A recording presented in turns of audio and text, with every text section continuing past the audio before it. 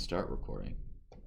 This software is really, oh, it's going. This software is really cool because it tells you your CPU usage. Which one? OBS. So if you look here, yeah. What? But down here you can see I'm using 22% of my CPU, 26, recording at 30 frames a second apparently. We've been recording for 28 seconds. It'd be kind of cool to make something like on screen, on your background screen that actively tracks like your CPU usage, FPS, instead of having to go to Rain meter. I know a rain meter, but I've never learned how to use it. So. Oh, yeah. I downloaded once and was like, I downloaded it once, set it up, and was like, cool. It doesn't look anything like any of the examples online. I'm done. Just because I don't have the patience to do that. Okay, so now we're going to do if statements. Let's make a new file. So let's do logging into an account. So we're going to pretend the next couple lines are our database of accounts / passwords. So account name is what is an account name that any of you guys have for anything? What's your gamer tag for Xbox Live? Actually, no, don't give me that, because like my 100 subscribers might then all want you to be friends with them. So I'm just gonna make something up. So let's go. The Legend 27. Is that really yours? No. The Legend 27. I like that. So we got to make sure this is a string, and the password is guest password. So now what we're going to do, so this is our database, and database. So now we have a user who wants to log on to their account. So what we're going to do is we're going to have user account equal an input. Please enter in your account name. User underscore password is input. Please enter your password. Now that they've entered that information in, there's a couple ways. It depends on how you want your code to work. Do you want it to say your name is correct but your password's invalid? Do you want it to say neither one is correct? Do you want it to not tell them anything? Right? The less information you give, the harder it is for someone to hack it. So let's do it in a way that gives the user the least amount of information, right? So what we would say is, and by least amount of information, we just tell them that one of them is wrong, right? It could be both. It could be the name. It could be the password. We don't know. We're just going to say, login credentials are not valid. Try again. And the way we do that is we can do that with one if statement, or we can do it with two. We're going to do it with one this first time, so we're going to go if. Do you have a question, Matt? No, I just have a comment. Oh, what is it? I hate it when computers do that, because I don't know if my password's wrong. Or if it's like, Yeah. wait, did I use this email or that email? Yeah. Yeah, but it's a little more secure. If user underscore account equal account name and... You spelled the account wrong. What? In the first one. No, I didn't. Yeah. Oh, I did up here. Thank you. I'm glad you guys caught that. I was worried you guys weren't.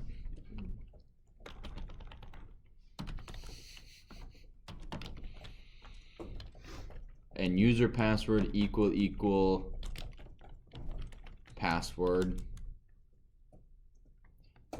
We can print access granted, else print something wasn't correct, please try again.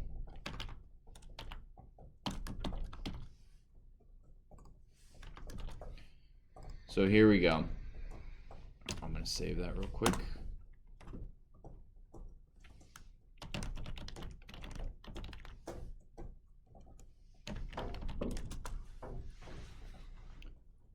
Please enter my account name. Something wasn't correct. Please try again. Well, the legend 27. Okay. Or blah. Something wasn't correct. So it's not telling us what was correct or what wasn't. So the way we wrote this is if what they type in is correct, allow them access. Any other thing, print something wasn't correct. So both, now with this and here, just to review again, this right here, who can tell me what this is? It's a something expression. Starts with a B. Boolean. Good job. A Boolean expression. Anyone know what this is? Correct. Do you know what it's called? It's the Boolean operator. That's what I was gonna say. no. But the second word is correct. The operator is correct. Is that it or not? No. Is there something? There's something else. It starts with an L. A logic. A logic operator. What you're talking about, the Boolean operator, is this guy in the middle. Oh, alright. So Boolean expression with the Boolean operator in the middle, and then the logic operator in here. What this is basically saying is this Boolean expression must be true, and this one must be true in order for this code to be displayed. If I had done either or, that's really bad. Because if I use an or, the legend 27, I only know that because I'm his buddy on Xbox Live. But if my password, that's really bad coding, right? So you can see how just one or two keyboard strokes can make your code useless. So one of the things, so we want that to be an and. So writing good, solid code is very, very important. There was one thing, I can't remember what it was, and maybe you guys know this. Someone used kilometers instead of miles and blew up a Mars rover or something like that. Or was no, it wasn't that. They had the decimal in the wrong spot. So instead of like 10 kilometers, it was 1 kilometer or something like that, and it just destroyed it. It was like millions of dollars. That was like someone used the English system instead of the metric. The imperial. A rocket blew up, I think. Someone.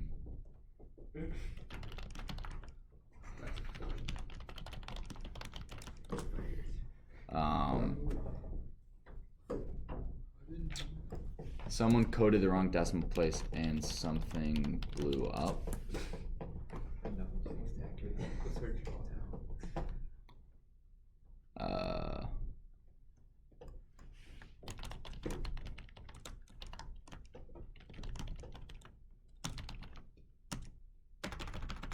Coding error in real life. All right, I can't find it. But it's very important to. Another thing is to try and break your code. When I grade your guys' stuff, I will try to break it. So if you're like, enter in your name, if I enter in a number and your code dies, you lose points. Like, I kind of sort of did that in intro. I'm going to do it like more now, right? Especially with those try and accepts, you can code through a lot of errors. And it's a lot easier than, well, they typed in a number and I was looking for letters.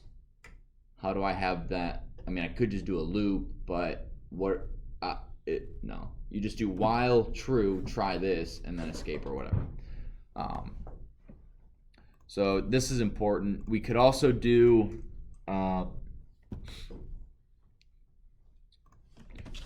what if we wanted Elif user account equal account underscore name and user underscore password does not equal password. What's this gonna do? What should I? It's like you're trying to only tell them the password. Yeah.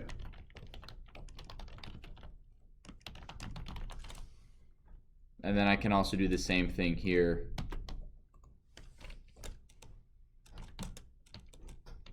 Well, I could do Elif if the user is incorrect.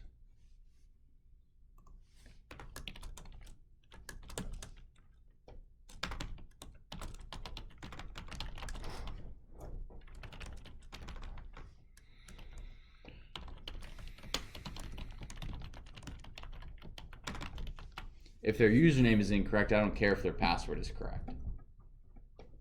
So I'm not even going to say, all right, if everything is correct, boom, don't think about anything else. But then if this is incorrect, don't do anything. Don't even look at the password. Just say, just quit, right? If only the password is incorrect and the password is incorrect, you probably actually don't even need this. Yeah. Because you're only going to get here if the user account is true.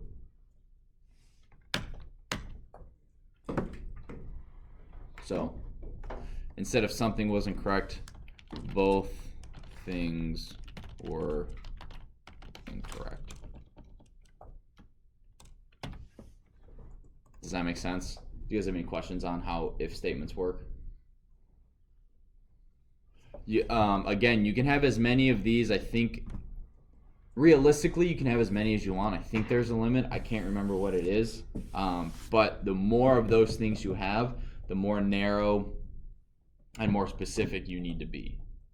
So if you just keep adding them and adding them, it's also harder to debug because you don't know which one of the Boolean expressions is bad. So one way you could get around that is you could then go, and now I can know, well, I'm not sure if this is print test 1. And this isn't the greatest way to debug, and we'll go over debugging later.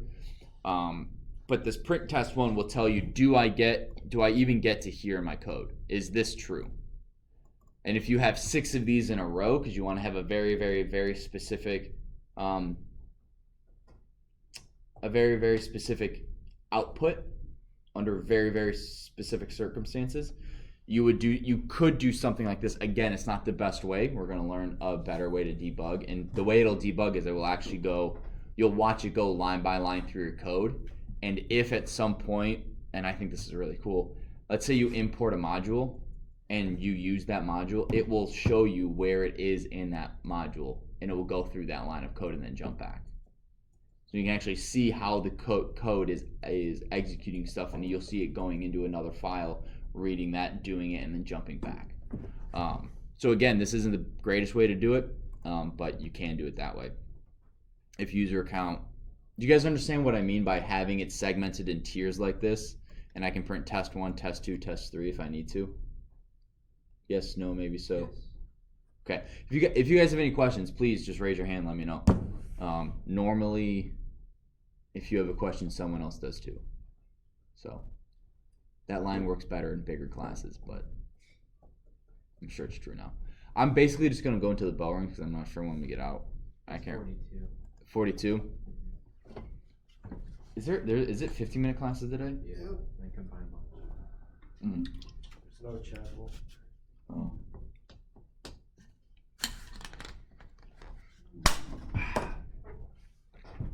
Okay. if, elif, else. You guys know the difference between all those?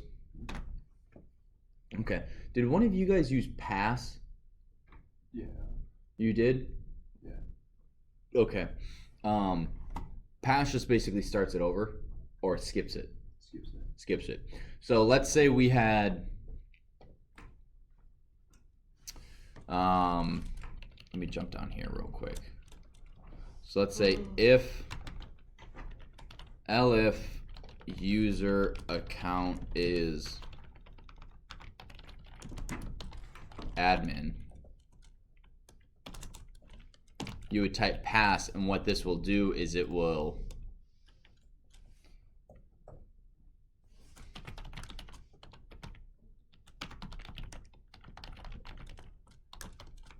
program terminated. Oops. So please enter your account name. The username is incorrect. Program terminated. Please enter. If what I can then do is if I type in admin, the username is incorrect. If it doesn't, oh, it's going to here. What is the pass actually pass though? Just gets back to. Password is incorrect. Ugh. I used it in something. Does it like go back a tab? No, if it you have to stipulate something. I don't think so. It just basically skips all the other. Well, yeah. It gets you out. It's like the break for a while. It just gets you out of that if statement block. So let's do admin and password is guest password. It just jumps to program terminated. So it doesn't do anything else in here. It just gets you out of here. So it's like the break of if statements. So if there's one thing where you're like,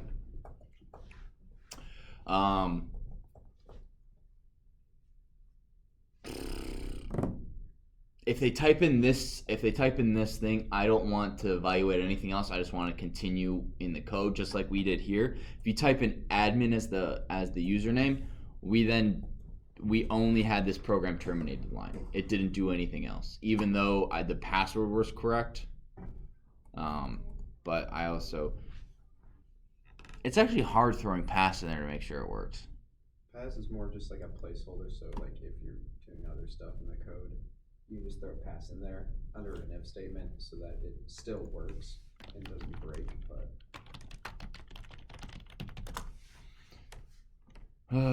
Python pass statement tutorials point.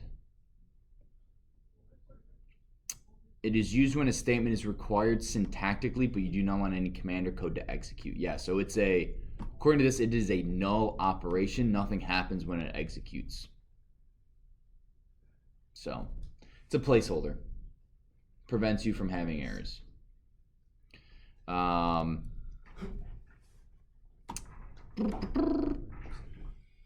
What time? Wait, 37? 42. Gosh, man. All right. So then, if elif else, I don't think you guys are familiar. Like, if what they type in is greater than 10, compare numbers. Do you guys need me to go over comparing numbers or anything like that? I will do so. All right.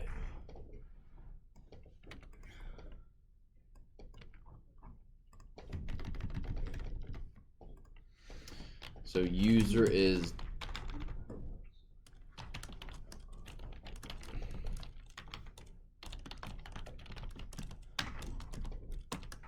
so how many times do we want to run this? If user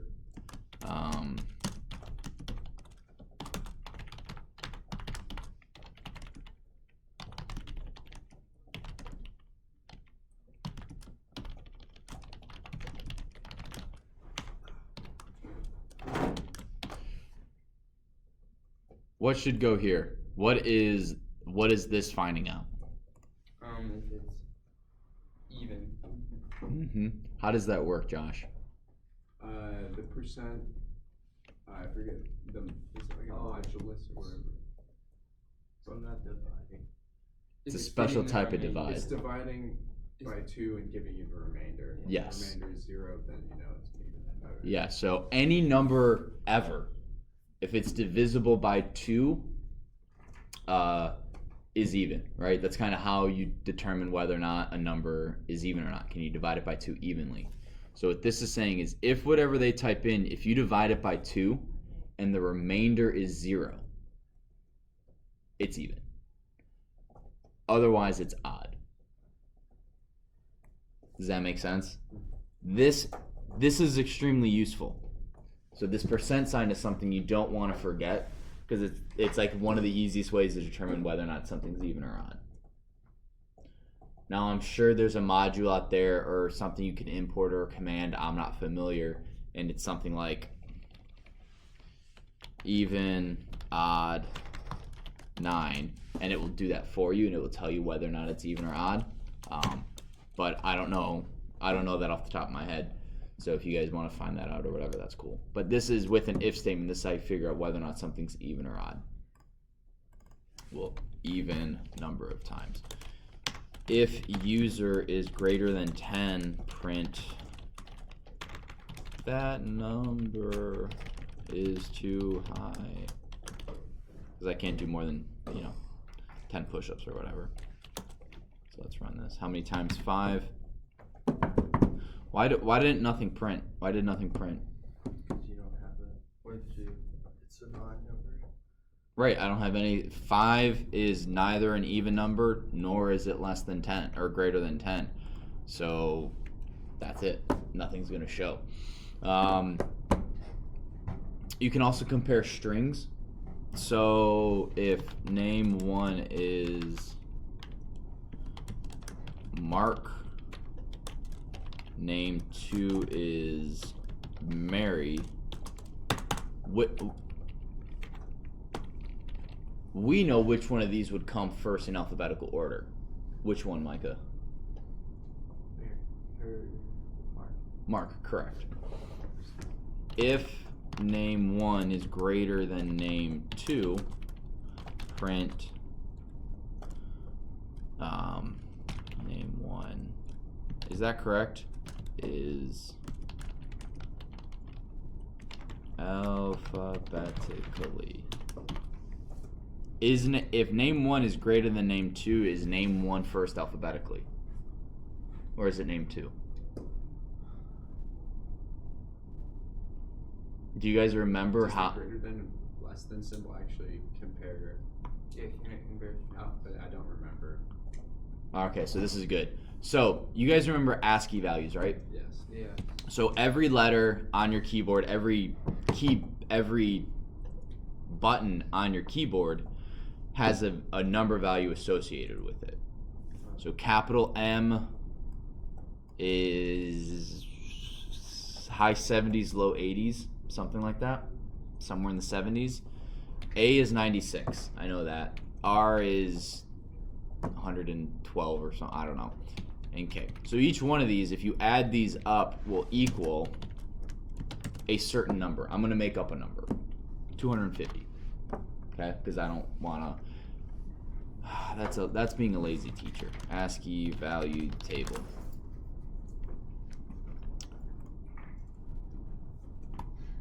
So I'm looking at this. So Mary, M is 77 equals 77 plus A is 96. Let me just double check that. Oh, 97 plus R is 114 plus, am I doing Mark? K is 107, which equals, can someone do that math for me?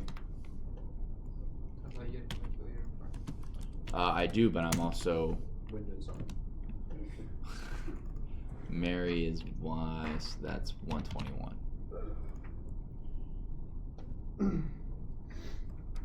So the higher it is, the lower it is alphabetically. 395 plus 121. This is 409. I missed that. What? So the higher it is, the farther down in alphabetical order it is. Yeah, the way I think of it is you have to flip that many pages in the dictionary to get to it. So I would only have to flip 395 pages to get to Mark, but to get to Mary, I'd have to flip 409 pages. Therefore, Mark is alphabetically first. So what should this be? Name 2. Name 2. No, name 1. Name 1? Wait. Yeah. No, when you just have to flip the Yeah, because sign. It doesn't matter. I mean, if you change this, it's no different than, I mean, the same thing happens here. So if name 1 is greater than name 2, which one comes first? name 1. Well, It's, but it's not though. No, but it'd be Yeah. false, so it wouldn't even print the thing. Yeah, that's so what I'm- name 1 is. I'm trying to make it at least print something. okay, So you can do have that to too. change it. But whichever comes first. Let's just try. So that'd be name 1. So this would be name 1. And then it makes sense. Yes. Mark is first alphabetically. Correct. So that is, that was how you would tell something is alphabetical or not. Typically, you won't have to do that too much, just because a lot of stuff we're going to be doing with lists, and lists automatically has a sort function, and it sorts by Ascii values, so you don't have to really worry, like, am I going to have to put these two things in alphabetical order? But it is good to know that that is how those things work. Every string has an ASCII value associated with it that is the total of all the ASCII value. It has a number value associated with it, which is the sum of all the ASCII values of the letters in that string, all the characters in that string. And this number and that number is what determines the alphabeticalness. So when, say you have like a really long word that starts with an A and then like a short word that starts with a N, wouldn't that mean? Let's try that. So A versus, So like say you have Alabama and then you have zoo, and then we didn't say that. Oh. Because wouldn't that have more?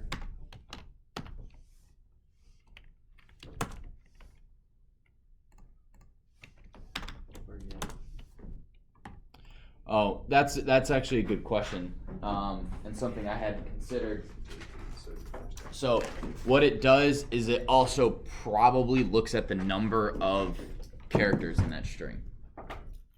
So if you have 4 characters, Oh. then it looks at the full. Well, no, hang on. It's just like a Just swap them and see what happens.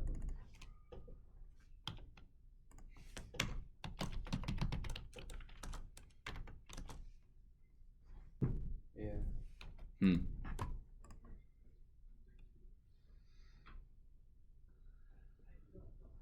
Yeah, so it probably compares Z to A, and if everything's the same, it just goes until the last ASCII value. So maybe it's not the sum of everything, it just compares first letter to first letter, second letter, third letter to third letter, and if it gets to a point where one of them has a 4th letter and the other one doesn't, It just stops. it figures it out that way. But I'm not 100% sure, but that was something I hadn't considered, so thank you. If, Elif, else. That's almost everything we need. Wow. Yeah, we're gonna do while tomorrow, and then Monday is for loops. Tuesday is everything to do with like lists, and then Wednesday is putting it all together with a little bit of a review for the quiz, and then Friday will be your quiz. And then over the weekend, I want you guys to read the book. Did you guys read the Try and Accept? Yeah. Okay, good. 72, 73. 72 and 73. Just make sure that's read by Monday. Not this Monday, the Monday after it, because that's going to be the first new thing we learn. And I want you guys, if you guys want to start messing with it, all it is we are going to try this section of code. And if this section of code produces an error, this is how we're going to work around it. That's it. Hope you guys have a good day. I'll make sure these videos are uploaded shortly if you guys need to go back. Otherwise, I'll see you guys. We don't leave another period. I'll see you guys tomorrow.